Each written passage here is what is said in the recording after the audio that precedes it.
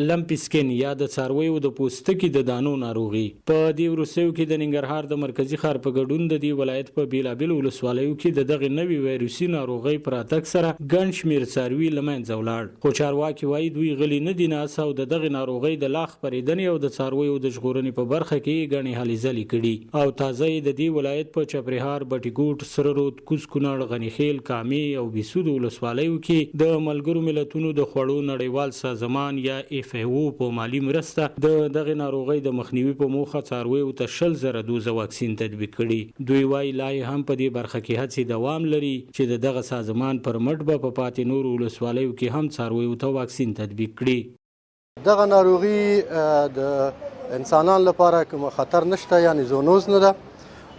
خوشبختانه موږ د ډیرو مؤسساتو د برنامو سره هماهنګي وکړه او هغوی نه مو د همکارۍ غوښتنه وکړه چې د هغې په نتیجه کې د خوراک سازمان، نړیوال سازمان لخوا یا د FAO لخوا 100,000 دوزه واکسین د 7 ولسوالیو لپاره همکاري شوې ده چې فعلا لپاره دغه واکسین په 7 ولسوالیو کې تطبیق شوي دي.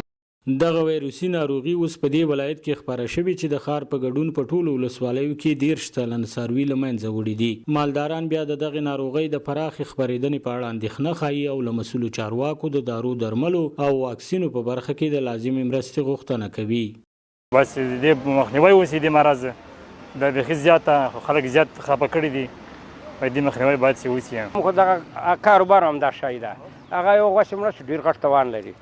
نو موږ له حکومت د لوست نه دا غواړو که نه چې موږ سره مساعده وکړي، دوا راکړي. موږ نشو رسېدلی که نه، ځکه چې دا 14 شپې تداوي غواړي دا مرض. 14 شپې به مکمل دي د ستنې وایي، نو بس دا د موږ وس کې نشته. د حیواني برخې متخصص ډاکټران بیا له مالدارانو غواړي چې د دغې ناروغۍ پر مهال د څارویو روزنې، خوراکي او حفظ الصحې ته پام وکړي او نږدې وترنر ډاکټرانو څخه د ورته د دوهمې ناروغۍ د مخنیوي په پاره اړین درمل وپیري. دوی وايي څېړنو ثابته کړې چې دا ناروغي یوازې څاروي اخته کوي او انسانانو ته نه انتقالیږي. انسانانو ته نه ورځي، خو حفظ الصحه چې دا ډیره مهمه ده. حفظ الصحه ډیره مهمه ده چې حفظ الصحه د مرض کنټرول کې رول لري. فکر دې که تاسو غواړئ چې دا مرض کنټرول کړئ، د خپل حیوان، د خپل د غوجلې، د خپل ځان دا حفظ الصحه باید مراعات کړئ، خصوصا هغه حیوانات چې د دې مرض په خطر کې زیات دي.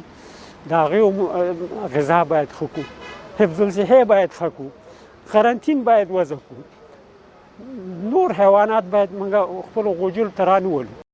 د لمپي سکن ناروغۍ د خپرېدو په پیل کې په خواله رسنیو کې داسې اوازې او ګونګوسي خپرېدل چې ګواکې دغه ناروغي انسانانو ته هم انتقالیږي. هماغه و چې بیا حکومت د مخنیوي لپاره په ننګرهار کې د څارویو د غوښې په پلور بندیز ولګاوه. که څه هم د لنډې مودې لپاره په دې ولایت کې د ښاروالۍ له لوري د څارویو د غوښې په پلور بندیز لګول شوی و، خو وروسته بیرته لرې شو.